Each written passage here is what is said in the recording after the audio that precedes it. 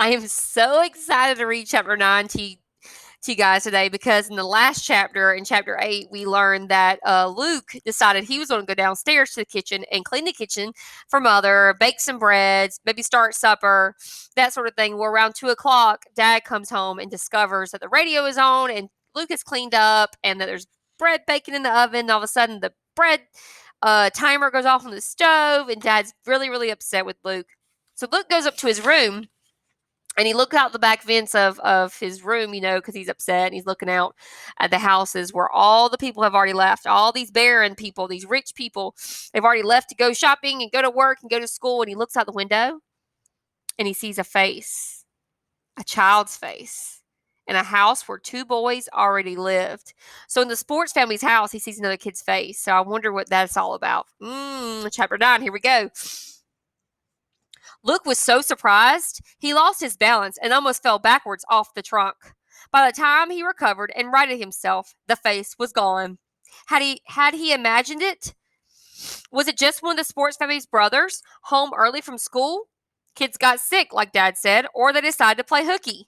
Luke tried to remember every detail of the face he'd seen or thought he'd seen. It had been younger than either of the sports family brothers. Softer, hadn't it? Maybe it was a thief or a maid come early. No, it had been a child. He didn't even let himself think what another child in the house would be. He stared for hours at the sports family's house, but no face reappeared.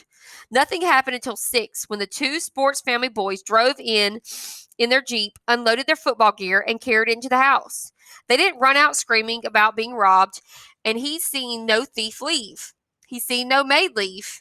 At 6:30, reluctantly, Luke climbed down from his perch when he heard his mother's knock on the door. He sat down on his bed and muttered distracted, "Come in." She rushed to hug him. "Luke, I'm sorry. I know you were just trying to help, and everything is amazingly clean. I love it if you could do this every day, but your father thinks, you can't."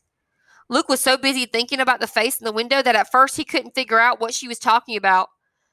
"Oh, the bread, the house cleaning, the radio." "That's okay," Luke mumbled. But it wasn't, and it never would be. His anger came back. Why did his parents have to be so careful? Why didn't they just lock him in one of the trunks in the attic and be done with it? "Can't you talk to him?" Luke asked. "Can't you convince him?" Mother pushed Luke's hair back from his face. "I'll try," she said, "but he's just trying to protect you. We can't take any chances."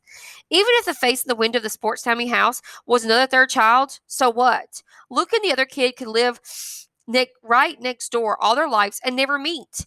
Luke might never see the other kid again, and he'd certainly never see Luke. Luke lowered his head.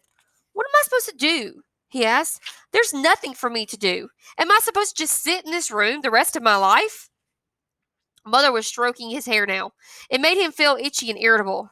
"Oh, Lukey," she said, "you can do so much. Read and play and sleep whenever you want. Believe me, I like to live a day of your life right now."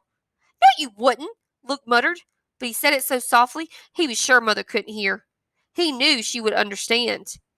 If there was a third child in the sports family, would he understand?